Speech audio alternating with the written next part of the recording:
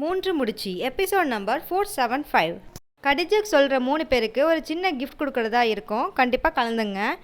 சரி வாங்க எபிசோட் உள்ளாக்க போகலாம்.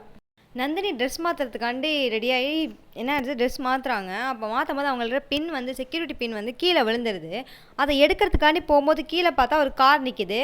அது பார்த்துட்டு இவங்க என்ன இது டிஃப்ரெண்ட்டாக இருக்குது, இது நம்ம நம்ம நம்ம ரூமில் இது கிடையாது அப்படின்னு சொல்லிட்டு இவங்க அதை விட்டு ரூமை விட்டு வெளியே வந்து பார்க்குறாங்க.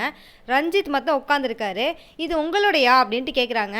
ஆமாம் இது என்னோட தான் அப்படின்னு சொல்லிட்டு, ஓ அப்படியா சரி இந்தாங்கன்னு சொல்லி கொடுத்துட்டு, ஏன்னா நீங்கள் கம்பெனியில் இப்போயும் உங்களுக்கு நிச்சயதார்த்தம் நடக்குது, இப்போயும் உட்காந்து கம்பெனி ஒர்க்காக பண்ணிகிட்ருக்கீங்களா, நீங்கள் போய் ரெடி ஆகலையா அப்படின்லாம் கேட்டுட்டு, இல்லை இனிமேல் தான் ரெடி ஆகணும் அப்படியே அவன் பதட்டமாயிடுறான் கொஞ்சம் நேரத்தில். இப்படி மாட்டிக்கிட்டோமே நம்ம அப்படின்ட்டு அவனுக்கு என்ன சொல்கிறதுன்னு எனக்கு தெரியல. அப்படியே தடுமாறுறான் அவன் பேச்சிலேயே. அப்புறமேல சரி சரி நீங்கள் பார்த்துங்க அப்படின்னு சொல்லிட்டு நந்தினி வந்து வெளியாகிடுறாங்க அந்த இடத்த விட்டு. திருப்பிக்கு அந்த நந்தினி ரூமுக்கு போயிட்டு புலம்பிக்கிட்டே நிற்கிறாங்க. இந்த ட்ரெஸ்ஸை நான் எப்படி போடுவேன், எப்படி போடுறதுனே தெரியலையே எனக்கு அப்படின்னு சொல்லிட்டு அப்படியே புலம்பிக்கிட்டே நின்றுட்டுருக்காங்க. சூர்யா வந்து வெளியில் எல்லாரையும் வரவேற்கிறதுக்காண்டி நின்றுட்டுருக்காங்க. அப்போ வந்து அவங்களோட ஃப்ரெண்டு வராங்க. விஜிலாம் வந்தவொடனே ரொம்ப சந்தோஷமாக போயிடுறாங்க. நல்லா இருக்கியா, வா எவ்வளோ லேட்டாக வந்திருக்க நீ, எங்கே நந்தினி அப்படின்னு கேட்குறாங்க. நந்தினியா மேலே இருக்கா, அவளுக்கு போய் ட்ரெஸ் மாற்றி விடு போ, அவள் அப்பையிலேருந்து ஒன்று ட்ரெஸ் மாற்றினே உட்காந்துருக்கா, நீ போய் ட்ரெஸ் மாற்றி விடு அப்படின்னு சொல்லிட்டு சரி ஓகே நான் போகிறேன் அப்படின்னு சொல்லிட்டு அவங்க ஹாலுக்கு வராங்க. ஹாலுக்கு கரெக்டாக வந்துட்டு இருக்கும்போது அவங்க சூர்யாட டேடியை பார்க்குறாங்க. பார்த்துட்டு நல்லா இருக்கீங்களா அப்படிலாம் விசாரிச்சுட்டு சரி ஸ்டெப்பில் ஏறும் போகும்போது கரெக்டாக அந்த பரமேஸ்வரி வந்து கரெக்டாக அந்த ஜூஸ் எடுத்துகிட்டு வந்துடுறான். நீங்கள் யார், நான் உங்களை பார்த்ததே இல்லையே, நான் இங்கே எல்லா சொந்தக்காரவங்களும் எனக்கு தெரியும், ஆனால் நீங்கள் வந்து எனக்கு தெரியலையே யார் அப்படின்னு சொல்லிட்டு கேட்குறா.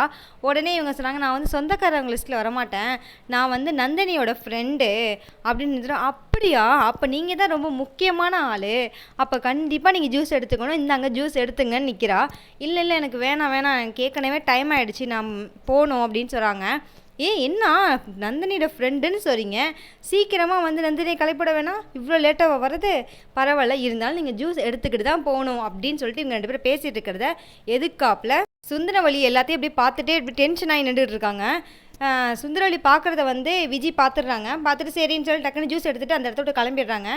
கரெக்டாக சுந்தரவழி வந்து பரமேஸ்வர்கிட்ட போயிட்டு, உனக்கு வெக்கமாகவே இல்லையா, உன்னை நான் எவ்வளோ சொன்னேன், பேசாமல் வாயை மூடிக்கிட்டு போய் ஒரு இடத்துல போய் உட்காரேன், உனக்குலாம் என்ன தான் சொல்கிறது, உனக்கு என்ன ஜென்மத்தில் சேர்ந்து அப்படி இப்படின்னு திட்டுறா.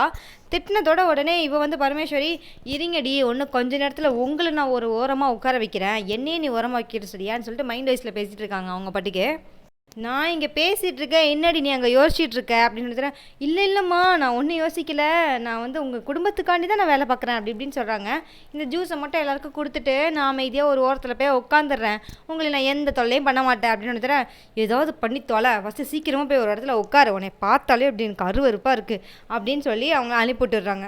வந்து நந்தினி ரூமுக்கு போனாங்கல்ல, போயிட்டு அந்த பேனரை பற்றிலாம் பேசிக்கிட்டு இருந்தாங்க. பேனர் வச்சு உன்னை வந்து எவ்வளோ உயர்த்தி வந்து சூர்யா சார் வந்து பார்க்குறாரு பாரு, உன்னை வந்து அவ்வளோ பிடிச்சிருக்கு சூர்யா சாருக்கு, உன்னை அவ்வளோ லவ் பண்ணுறாரு அப்படின்லாம் பேசிகிட்டு இருக்கும் போது நந்தினி சொல்கிறாங்க, நீங்கள் வேறு அதையெல்லாம் வச்சு தான் இங்கே வந்து ஒரு பிரச்சனை ஆக்கி விட்டுட்ருக்காரு, அவர் சும்மாவே இருக்க மாட்டேங்கிறாரு அப்படின்லாம் சொல்கிறாங்க.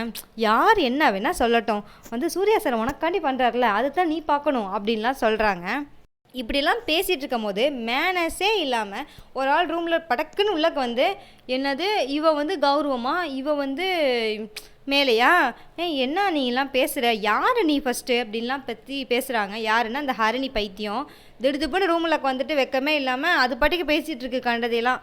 நீ என்னத்துக்கு வந்த, நீலாம் ஒரு ஆளா அப்படி இப்படின்னு பேசுறது லூசு மாதிரி.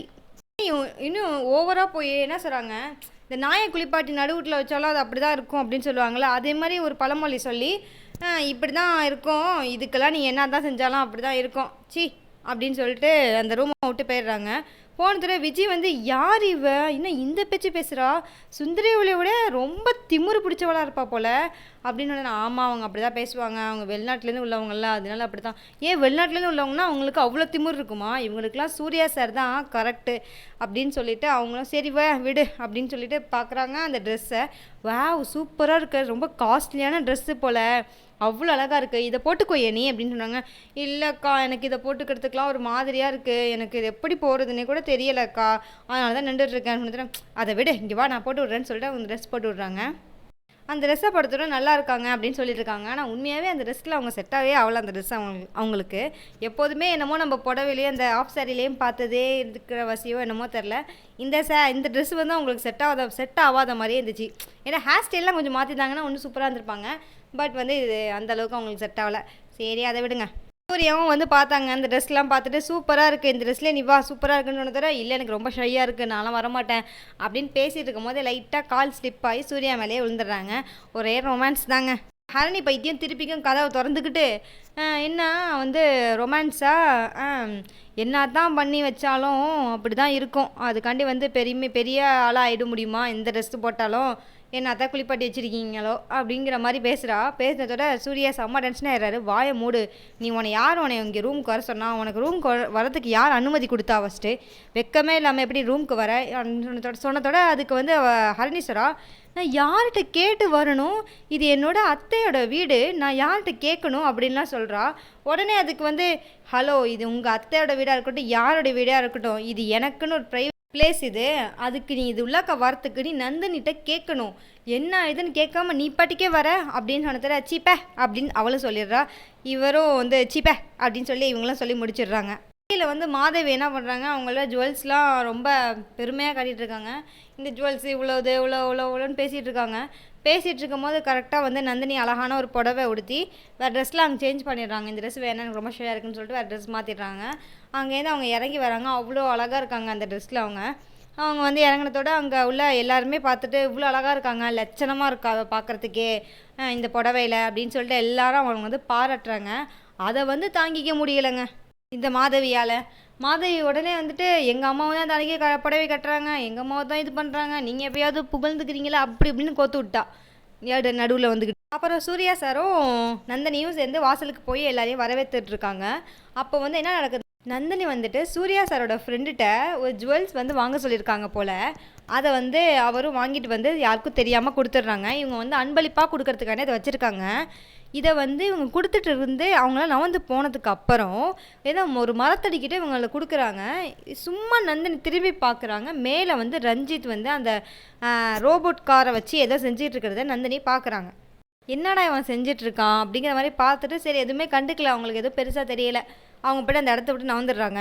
நாள் குறிக்கிறதுக்கு பொண்ணை போய் கூட்டிகிட்டு வாங்க அப்படின்னு சொல்லிட்டு ஐயர் சொல்கிறாங்க. சொன்னதோட சரி பொண்ணை கூட்டிகிட்டு வரது நாத்தனார் தான் கூட்டிகிட்டு வரணும் அப்படின்னு சொன்னதோட நாத்தனார் போய் கூட்டிகிட்டு வரதுக்காண்டி போகிறாங்க. ஆனால் வந்து அங்கே தான் வரமாட்டாங்களே, யாருமே வந்து வரலை.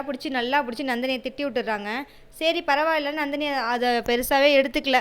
அது ஒரு பக்கம் இருக்க, இந்த பரமேஸ்வரியும் அவங்க அண்ணனும் சேர்ந்தே ஏதோ பிளான் பண்ணி வச்சுருக்காங்க போல். போலீஸ்காரங்கள்ட்ட ஏதோ ஃபோன் அடித்து போலீஸ்காரரை வர சொல்கிறாங்க. ஏன்னா இவங்க தான் விஷம் கலந்து வச்சுருக்காங்கன்னு சொல்லி பேசிக்கிட்டே இருக்காங்க. ஆனால் கலந்துட்டாங்களா கலக்கலையா அப்படிங்கிறதுலாம் தெரியலை. இதோட இந்த எபிசோட் முடியுது. நெக்ஸ்ட் எபிசோட முன்னாடியே தெரிஞ்சுக்கிறதுக்கு மறக்காமல் இந்த சேனலை சப்ஸ்கிரைப் பண்ணிவிடுங்க. அப்படியே லைக்கும் பண்ணிவிடுங்க. நான் ஒரு கேம்ஸ் ஷோ சொல்லியிருக்கேன், அதை கண்டிப்பாக எல்லோரும் கலந்துங்க.